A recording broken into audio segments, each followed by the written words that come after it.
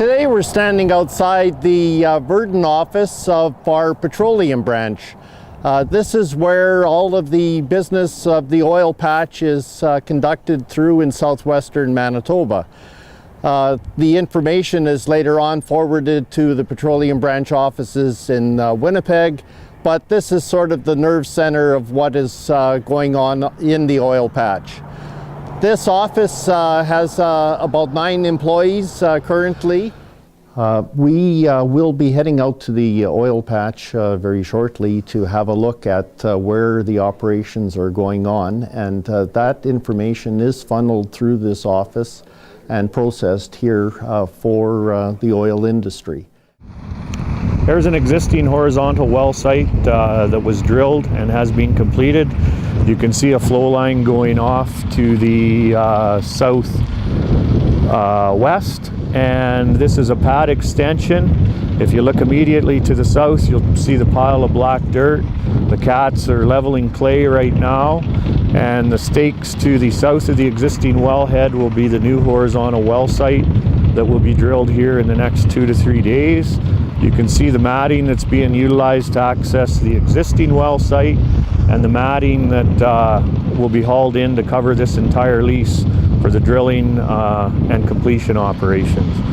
This project takes a couple of cats in the neighborhood of 2 to 3 days to complete, and will be almost perfectly level for the arrival of the drilling rig.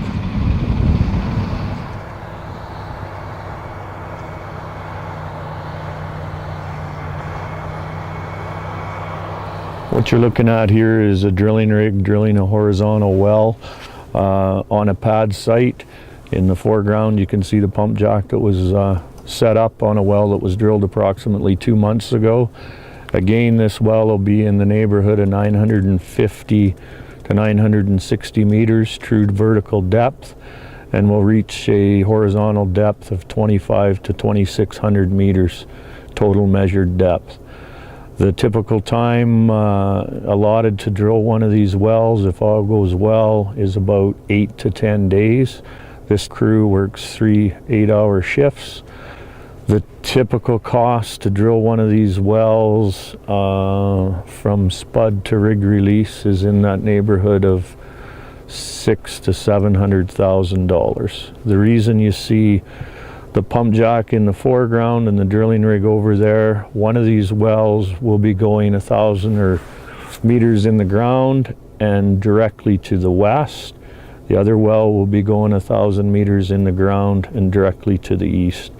This allows from one single pad the ability to drain 8 LSDs or 8 spacing units, and allows to have a smaller footprint on the agricultural land, allowing the oil company to still extract the oil.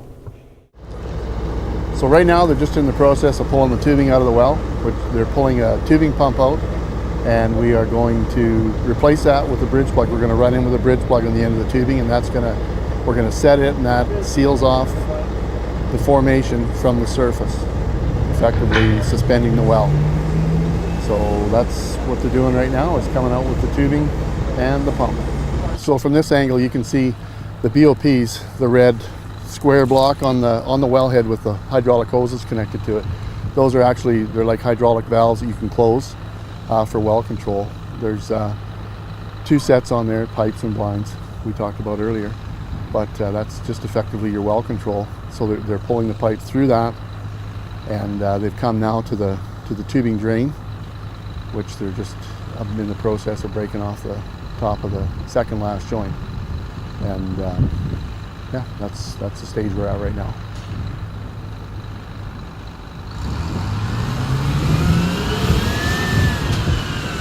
He's breaking all the connections with the tubing tongs.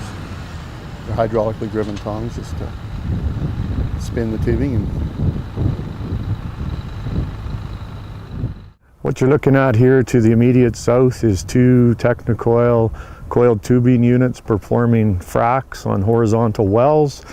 The approximate true vertical depth of these wells will be about 940 meters vertically deep in the ground. The total measured depth is just under 2,500 meters, and they will be performing 15 to 25 stage fracs on the horizontal section of the well. The yellow rig you can see in the back is a drilling rig that is in the process of drilling a horizontal well. All three of these operations run 24 hours a day, switching off crews every 12 hours until the operation is complete. The process of hydraulic fracturing is used to increase porosity and permeability in the reservoir to allow the oil and gas to flow into the wellbore and come up to surface. These will be 3 to 5 ton stage fracs on every stage.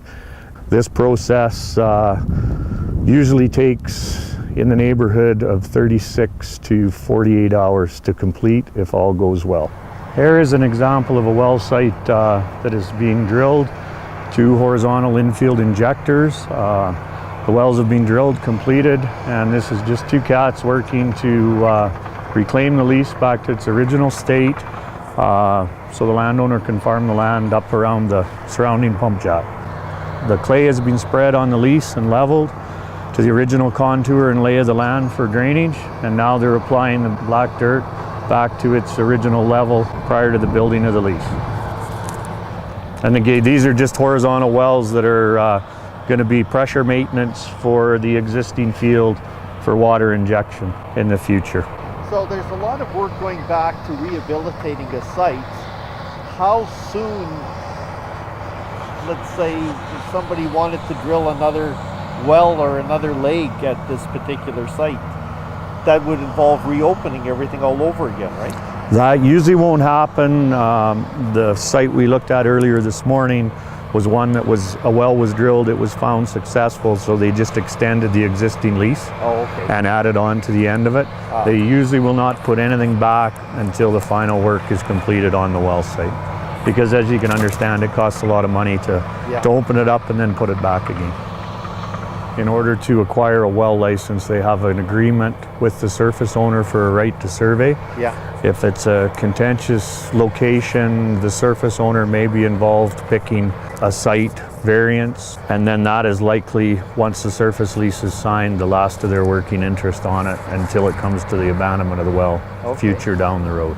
So in terms of, like you said, getting it back to its more or less original profile, were there pictures taken ahead of time what it looks like? Some of the companies have, some of the companies do what's called pre-site assessments prior to, so topsoil is measured, topography, soil samples are taken, and based on that they have a way to put it back. But you can look at the rolling lay of the land, and it's just contoured back, so we have no drainage issues, no issues for the farmer to work the land after the fact. Is there any time that the land has actually improved beyond what it was originally with the surface holders? The building of the lease sometimes can eliminate sloughs, if that's at all possible. You know, you end up in a well in a low spot, so you take some dirt off the hill, fill in a sluice, so sometimes the landowner actually ends up with more workable land. Gaining a bit more. And at this site, would you say that everything that is being put back is stuff that was originally scraped from this site, or is there new stuff being trucked in? No, there's no new material ever brought in. It's all the original material that was in place. So it's all locally obtained? Yeah, right off this lease. Then it's exactly the same soil that is being replaced back? Yeah. The same profile? Because we do have, there is such thing as organic farmers in the area that are very adamant about, you know, they've gained organic status in the country or through the government, so they're very adamant about what goes on their land, and the soil that they have they want put back on their existing land. So do you think this will be ready for seeding next spring? Guaranteed. This is what's commonly known as a Pumpjack in the oil patch. These are fairly standard issue. They're driven by electric motor, off hydro. Gearbox turns them around on the up and down stroke.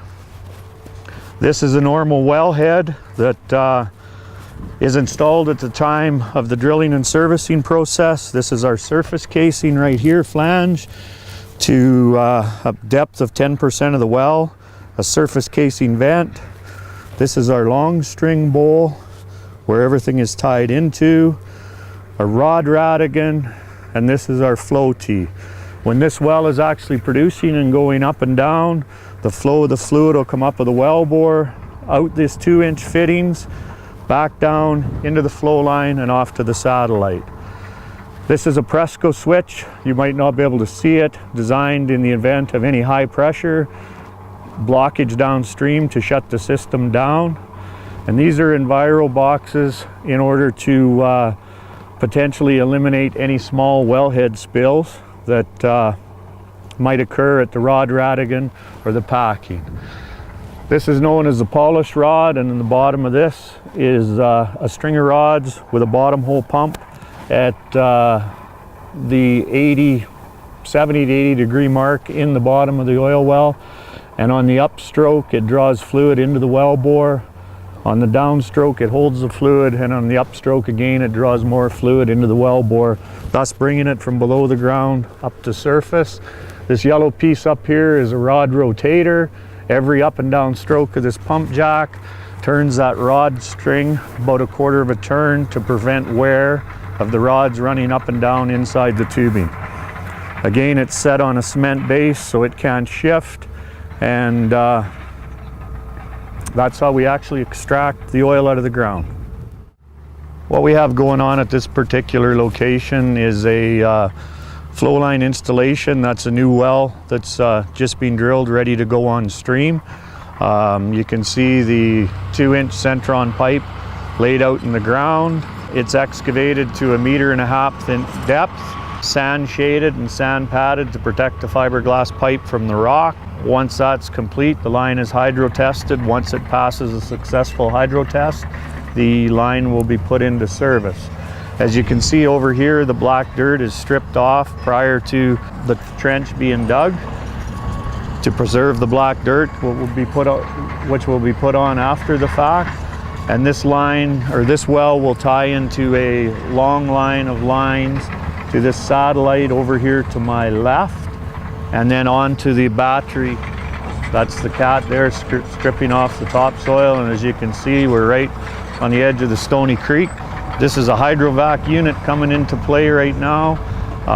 That's what we use in the oil field to daylight flow lines that are existing in place over there where those stakes with all the colorful markers are on. They verify the location of the lines, the depth of the lines, prior to any machine coming in to excavate them for safety and environmental reasons. Again, that satellite's tied into a massive flow line infrastructure system that will eventually take this oil to a battery. In turn, it'll be separated into oil, gas, and water, and the oil will go via pipeline to the market at Cromer, Manitoba. And where we've actually been standing, where that flare is above the tree line, that's where this emulsion will end up to be separated into oil, gas, and water. The use of pipelines greatly cuts down the wear and tear in the infrastructure of our road systems because there's not as many tank trucks hauling oil from single wells into the battery facilities. This is the flare stack. We're on the downwind side of the battery here, and this is just effectively burning off the gas, the excess gas that's not used by the treater. The treater is heated by the natural gas off the wells. It's separated from the water and the oil, and the gas all comes through the treater, and then the excess gas is flared off over here.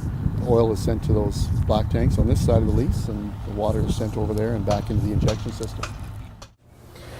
We've been running the Cromer Valley store for quite a few years. My father started it back in the 70s, and we are now on, I just brought our son-in-law on board here a couple of years ago, so we're into the third generation, and he's got a couple of boys coming up that are going to be interested in it probably. We are definitely affected by the oil patch, no doubt about it. We've had a fabulous last couple of years. We supply the oil patch with their safety clothing. We just signed a deal. We're going to probably build a new store next spring. We still have a local trade with the farming. We are not strictly an oil field store. So we have the farming industry, which it's been a steady for us. So we still do the cultivator shovels, the cattle supplies, and that kind of thing. It's been a good industry for us.